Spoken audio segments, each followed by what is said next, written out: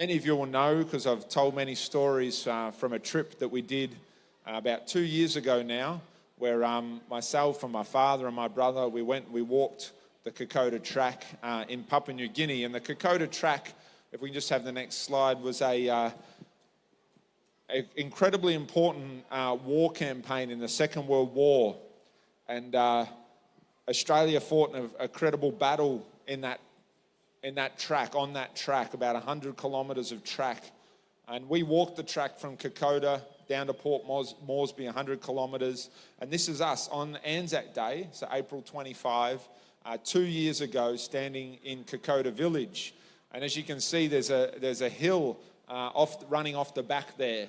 And that's the exact hill where the Japanese came up to attack the Australian troops in the first Kokoda engagement between Australians and the Japanese, and from there Australia retreated all the way back almost to Port Moresby before they turned it on the enemy and pushed them all the way back up the track. After about 2 days of hiking, you come to a small clearing and a small village called Isurava, and you see a photo of it there. It's a beautiful village, and this is what the Kokoda Track is like. You walk through mountainous jungle, and then you come across these small clearings where they have villages, and there's an incredible monument there. You may have seen it before. It's a very famous monument, which is the best Aussie monument, war monument on the track at Isurava. And the Japanese again came up over that ridge right there, and just to the right where you can see the pink flower there, there was an incredible moment in the Battle of Isurava that happened involving a man by the name of Private Bruce Kingsbury, and he was the only one to win a Victorian Cross medal. And it was just down that little gully there on the right, and this plaque sits there, and this is a photo I took of that plaque there at Isurava about this man, Bruce Kingsbury. And I want to quickly read you why he won the Victorian Cross. In the afternoon of the 26th of August 1942, C Company of the 2nd 14th relieved the 39th Militia, much to the joy of the worn-out men of the 39th.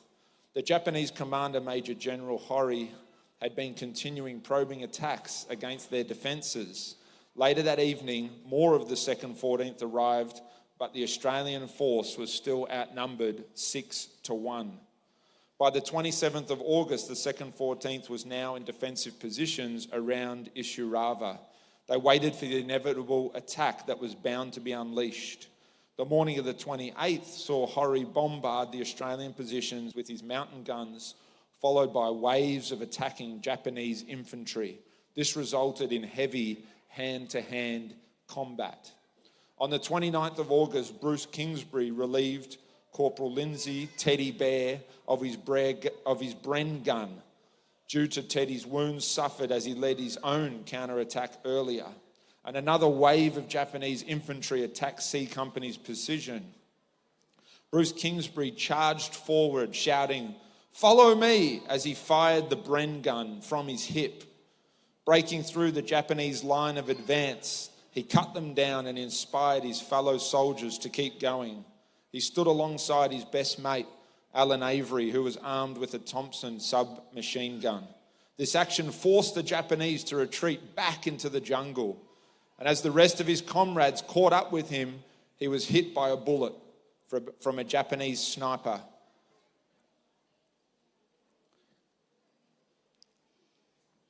Alan Avery carried him back to the regimental aid post,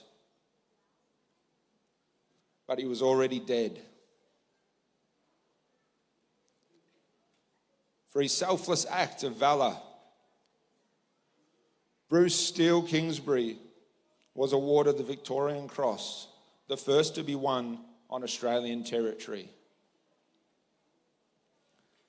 Redemption is when one gives their life for another. It's when somebody pays the price so that others can live.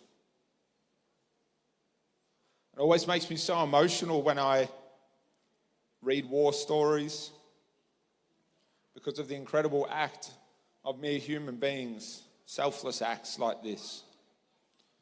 But it also reflects Our obvious point today that God himself,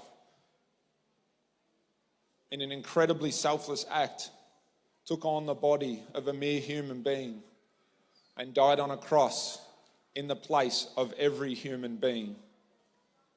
It was God's selfless act that allowed us to live.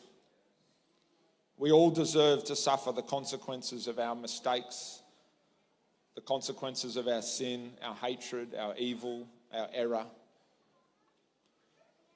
But Jesus himself said, this is a quote from Jesus himself, "Greater love has no man than this, than a man lay down his life for his friends." Bruce Kingsbury on that day in 1942 gave his life for his mates, gave his life for his country, and we remember that this Thursday on Anzac Day. I encourage you to attend a service, a dawn service on Thursday.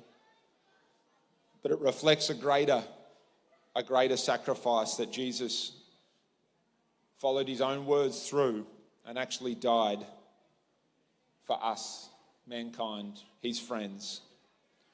Our God is mighty, and he's made a way for us to come to life, and that's through Jesus Christ.